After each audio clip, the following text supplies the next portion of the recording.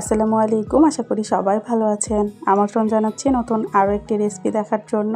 আজকে আমি পুঁটি মাছ দিয়ে আলু দিয়ে চচ্চড়ি করে দেখাবো। আশা করছি আপনাদের কাছে ভালো লাগবে। অনেকে আছেন এই পুঁটি মাছটা কাটার জন্য খেতে ভয় পান। আমি যেভাবে এই পুঁটি মাছটা চচ্চড়ি করে নিয়েছি, এভাবে পুঁটি মাছের চচ্চড়িটা করলে কাটাও অনেকটাই কম থাকবে আর খেতেও ভালো লাগবে। পুঁটি মাছের চচ্চড়ি করার জন্য আমি এখানে হাফ কেজি পুঁটি মাছ ভালো করে কেটে বেছে ধুয়ে নিয়েছি। আপনারা খেয়াল করলে বুঝতে পারবেন যে পুঁটি মাছের যে মাথার অংশটা এটা কিন্তু আমি বাদ দিয়ে ফেলেছি। এভাবে পুঁটি মাছের মাথার অংশটা বাদ দিয়ে তারপরে রান্না করে দেখবেন। রান্না করার পর অনেকটাই কাটা কম হবে আর খেতেও ভালো লাগবে। যারা পুঁটি মাছের কাটার জন্য খেতে ভয় পান, এভাবে রান্না করে দিবেন, দেখবেন তারাও মজা করে খেতে পারবে। তো পুঁটি মাছগুলো আমি ভালো করে কেটে বেছে ধুয়ে পরিষ্কার করে নিয়ে নিয়েছি। এবার এর মধ্যে দিয়ে দিব আলু। আমি আলুটাকে কেটে তারপরে ধুয়ে দিয়ে দিচ্ছি। আর আলুটা আমি এভাবে কেটে নিয়েছি, খুব বেশি মোটা বা খুব বেশি পাতলা করে নিই।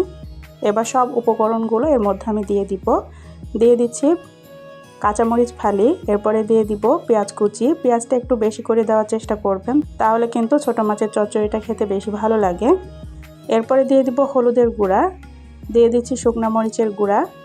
এরপরে দিয়ে দিব পাঁচফোড়ন গুঁড়া। এই পাঁচফোড়ন গুঁড়াটা অবশ্যই দেওয়ার চেষ্টা করবেন, তাহলে ছোটো মাছের চচ্চড়ি করলে অনেক বেশি মজা লাগে। আর দিয়ে দিচ্ছি পরিমাণ মতো লবণ। এরপরে দিয়ে দিব আদা রসুন বাটা, দিয়ে দিচ্ছি পরিমাণ মতো তেল। এবার হাত দিয়ে সব উপকরণগুলো ভালো করে মেখে নিব। একটু সময় নিয়ে এটাকে মেখে নিতে হবে।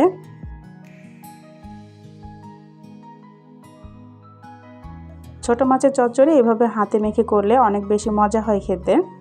এগুলোকে হাত দিয়ে ভালো করে মেখে নিব। আর এভাবে মেখে নেওয়ার সময় দেখবেন অনেক সুন্দর একটা ঘ্রাণ আসবে।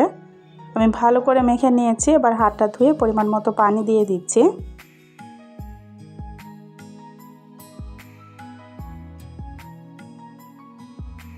পরিমাণ মতো পানি দিয়ে তারপর আমি ঢাকনা দিয়ে চুলায় বসিয়ে দিব।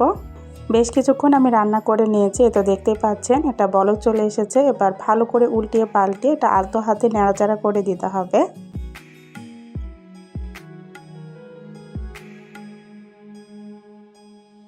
এগুলোকে ভালো করে নাড়াচাড়া করে দিয়ে আমি আবারও ঢাকনা দিয়ে এটাকে রান্না করে নিব ঝোলটা শুকিয়ে যাওয়া পর্যন্ত।